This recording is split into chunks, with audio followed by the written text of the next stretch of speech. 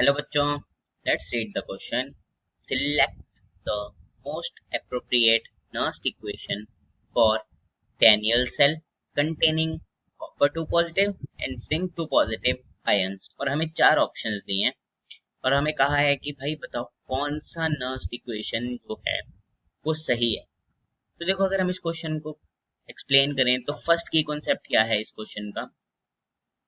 First की concept है हमारे पास, हमें पता होना जरूरी है सबसे पहले तो कि डैनियल सेल की रिएक्शन क्या होती है. डैनियल सेल में अगर हम डैनियल सेल की रिएक्शन देखें तो क्या होती है हमारे पास. Zinc solid plus copper in aqueous plus 2 oxidation state give rise to zinc aqueous plus 2 plus copper solid और ये विदाउट एनी चार्ज. तो देखो इसमें क्या हो रहा है, जो हमारा कॉपर है वो दो इलेक्ट्रॉन छोड़ रहा है, विच मीन्स क्या हो रही है, ऑक्सीडेशन इन जिंक. क्यों ऑक्सीडेशन क्या होती है, loss of electrons. And other thing, जो हमारा कॉपर है, कॉपर में क्या है, दो गेन हो रहे हैं हमारे पास. तो क्या हुई, रिडक्शन. ठीक है, for copper which means gain of electron. ठीक है, ये हमारे पास आ गई यहाँ पे रिडक्शन. तो अब देखो हमने क्या करना है, हमारे को पूछा है कि नर्स्ट इक्वेशन, तो हमें ये पता होना जरूरी भी है कि नर्स्ट इक्वेशन क्या होती है. तो देखो अगर हम सिंपल नर्स्ट इक्वेशन लिखें तो क्या होती है हमारे पास, ई सेल, या हम इसको कह सकते हैं कि हमारे पास ईएमएफ ऑफ सेल. ठीक है, क्या लिखा हमने, ई सेल. उसके बाद equal to E naught standard electron potential, या सेल कांस्टेंट लिख देते हैं हम.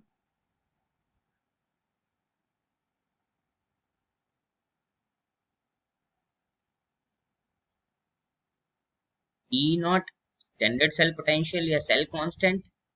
उसके बाद आता है हमारे पास minus R T N F.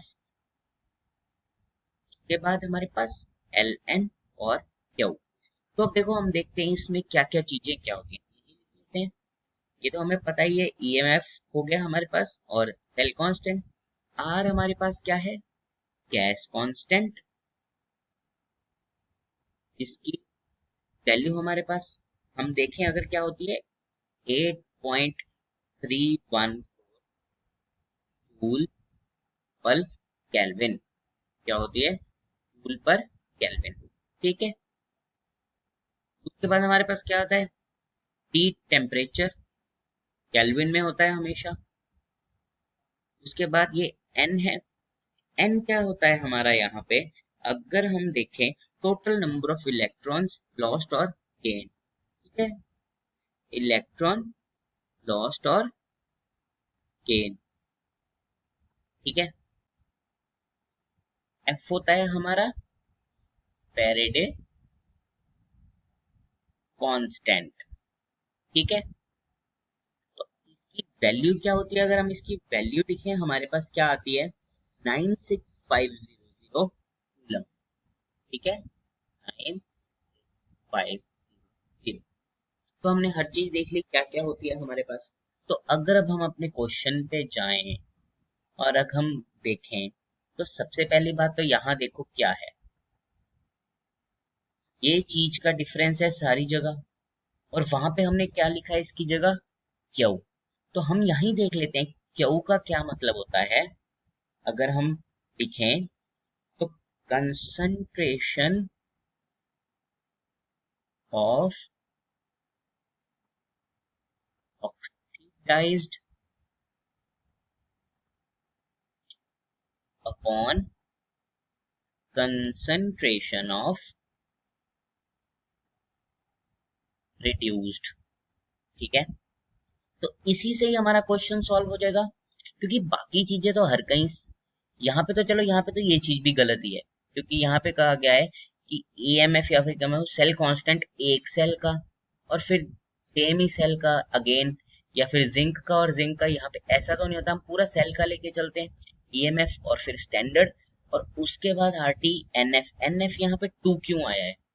तो देखो, अगर हमारी जो रिएक्शन है, हमारी ये रिएक्शन है, अगर हम इसके हाफ सेल लिखें तो कैसे लिखे जाएंगे? Zinc give rise to zinc plus 2 electron, और दूसरी कॉपर प्लस 2 इलेक्ट्रॉन्स, यहाँ पे plus 2 give rise to copper. तो क्या है, देखो यहाँ पे 2 इलेक्ट्रॉन यहाँ गेन है, यहाँ लॉस है, और हमने n तो पहले देखा ही है ये होता है, तो ये ही n वहां पे 2 है। ठीक है, ये आ गया हमारा 2। उसके बाद यहाँ पे इन्होंने वैल्यूज भरी नहीं है आर टी और एफ की, एल एन वैसे ही है, और जिंक हमारा ऑक्सीडाइज हो रहा है, हमने पहले ही ये तो चीज देख ली है।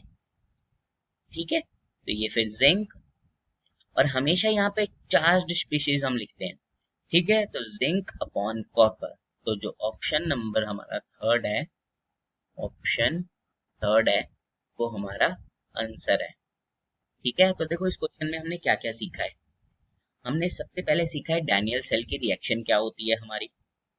ठीक है, उसके बाद हमने ये चीज देखी है कि हम कैसे चेक करते हैं कि कौन ऑक्सीडेशन कर रहा है, कौन रिडक्शन कर रहा है। तो ऑक्सीडेशन का मतलब हमने देखा लॉस ऑफ इलेक्ट्रॉन्स होती है, तो यहाँ पे जिंक में लॉस हो रहा है और कॉपर में गेन हो रहा है, तो ये हमने देख लिया ऑक्सीडेशन रिडक्शन। उसके बाद हमने नर्स्ट इक्वेशन समझी है, और नर्स्ट इक्वेशन में हमने एक चीज ये कि जो जो हमारे को ये आर टी एन एफ है, इसका मतलब क्या है और कैसे हम इसको लिखते हैं। ठीक है, और उसके बाद हमने क्या देखा, हमारा क्यू क्या होता है। ओके, यहाँ पे हमने क्यू लिखा, कंसंट्रेशन ऑफ ऑक्सीडाइज्ड और कंसंट्रेशन ऑफ रिड्यूस्ड, या फिर हम इसको कई बार ये भी लिखते हैं प्रोडक्ट ओवर रिएक्टेंट, एक तरह से चार्ज प्रोडक्ट में किसकी है और रिएक्टेंट में किसकी है। तो हम रिएक्शन अगर देख लें तो यहाँ पे तो देख ही लो, product is this and reactant is this, तो इट्स प्रोडक्ट ओवर रिएक्टेंट। कई बार हम ऐसे भी लिखते हैं। I hope you understand it well. Best of luck.